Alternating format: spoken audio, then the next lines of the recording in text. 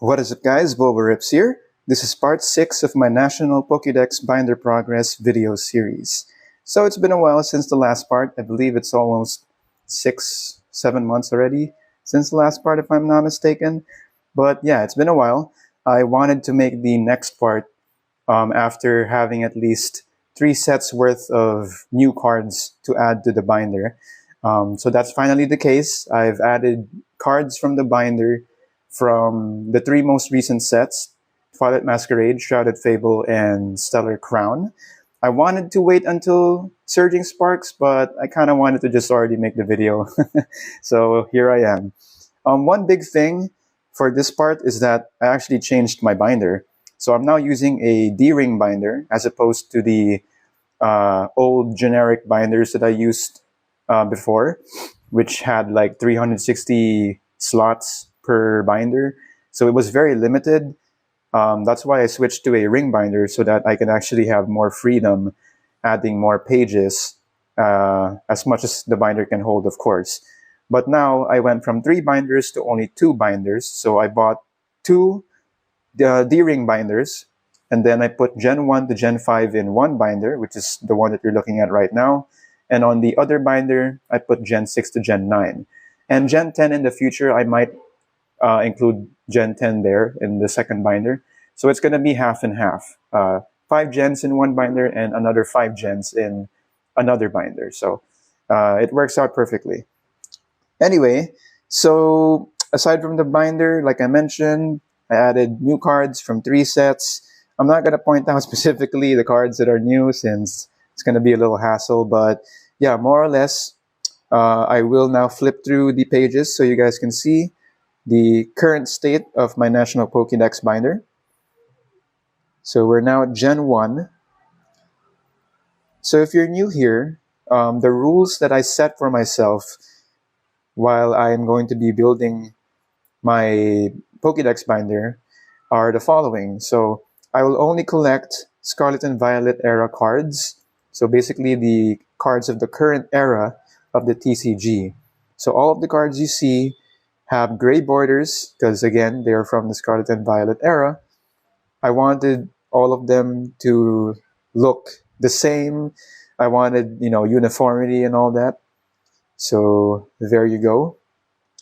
Another rule is that I'm only collecting 1 card each for every Pokemon in the National Pokédex.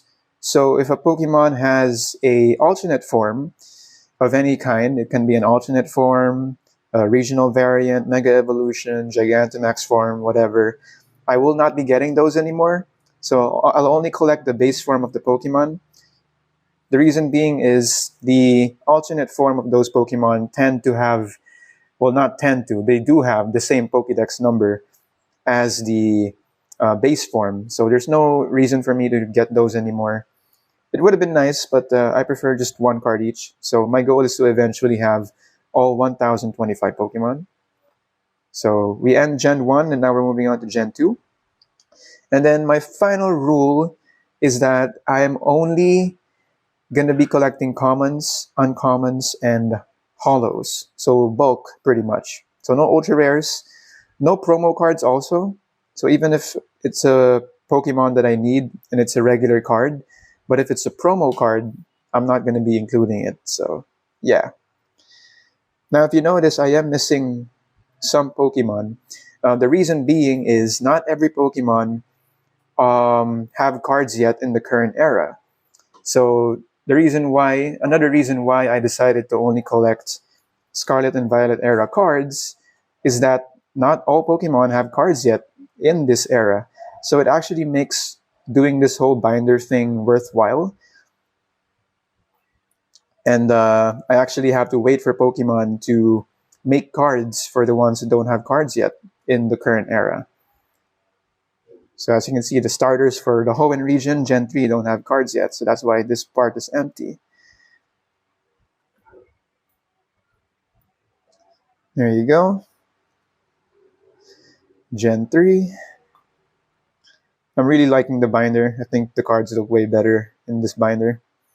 And again, I have more freedom to add how many pages I want.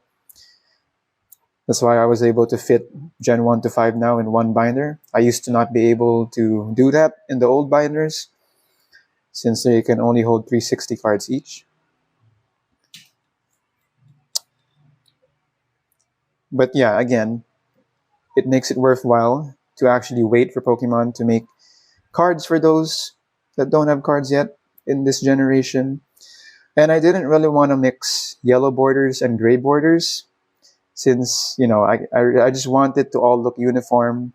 And I honestly prefer the gray borders more than the yellow borders as we move on to Gen 4.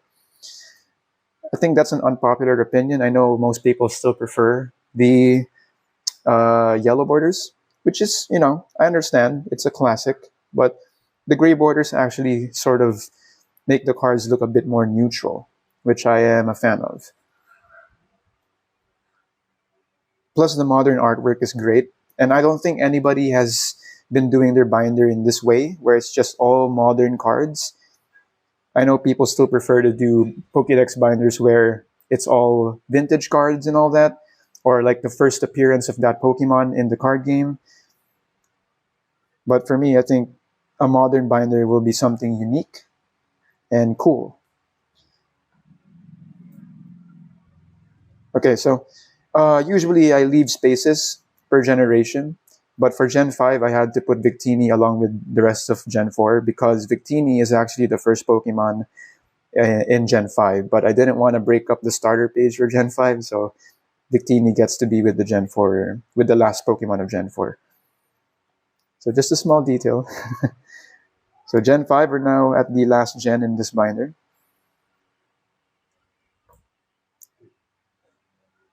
All right.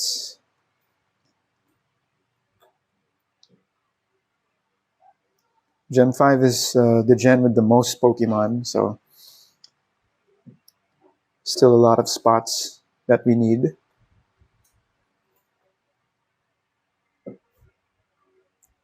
I also improved the whole camera angle because I have a tripod now.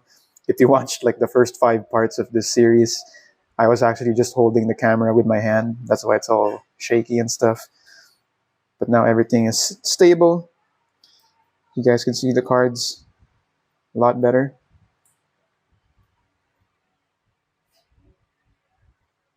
And there we go. Genesect is the last one. So I'll do a quick cut and show you guys binder number 2 for Gen 6 to Gen 9. All right, so this is binder number 2. We have Gen 6 to Gen 9. So, okay, this is Gen 6, X and Y.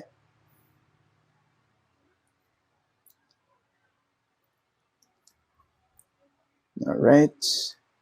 So this binder is significantly less chunkier than the first one because from Gen 6 to Gen 8, they never really, they didn't really, reveal Pokemon, more than 100 Pokemon from Gen 6 to Gen 8. So not much to show from those generations. So this is already the end of Gen 6. For now, Gen 7.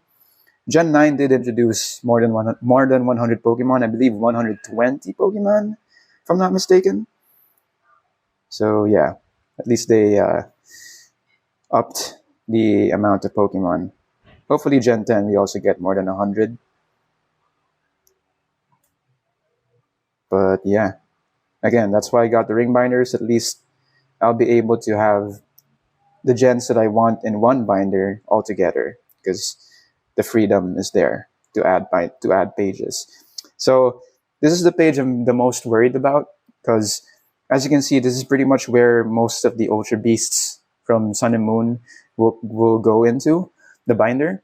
We haven't seen the Ultra Beasts since Gen 7, Sun and Moon, which is literally the generation they came from. So yeah, hopefully Pokemon decides to print them in future sets because I don't want to have to resort to getting the original copies of the Ultra Beasts in which they have yellow borders, which will obviously stick out a lot since I am just collecting gray border ones. But that's the end of Gen 7. Now we're moving on to Gen 8. Okay. So yeah, I'm very worried about the Ultra Beasts. I really hope we get to see them again soon. Okay.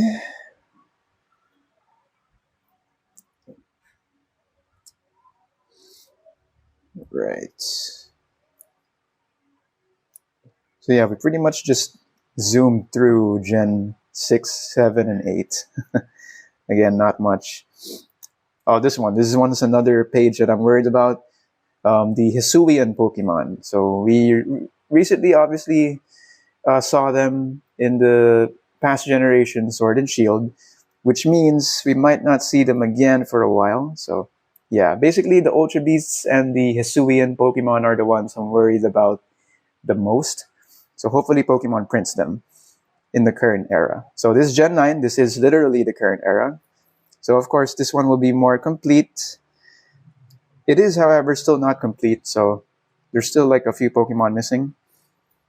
But the ones that I'm missing are coming out in Surging Sparks next month. So I'm very excited to finally complete Gen 9. Although except for Hydrapple, because they did not reveal a Hydrapple regular card yet. And the Pecharunt card, again, the regular one they made was a promo card for Shrouded Fable. So like I mentioned, I'm not collecting promo cards, so only cards from regular sets.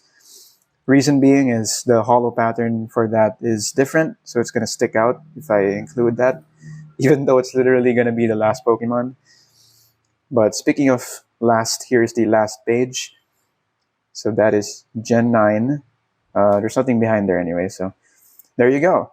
All right. I hope you guys enjoyed this binder update video. It's been a while, like I mentioned, since the last one, so I wanted to wait a bit before making another one since I pretty much filmed the first 5 parts in succession. So yeah, again, all the ones that I'm missing don't have cards yet in the current era, so it makes it worthwhile. So whenever a new set drops, I actually anticipate what cards I need to cross out if they made them. So it's not like I'm only looking at the ultra rares whenever a new set drops. I also look at the commons, uncommons, and holos. So it gives me a more, deeper appreciation for every card, not just the ultra rare or the shiny stuff. So yeah. Anyways, that's pretty much it for this video. I hope you guys enjoyed. Don't forget to like, comment, and subscribe, and I'll see you guys on the next part of my National Pokédex Binder Progress video series. Thanks for watching.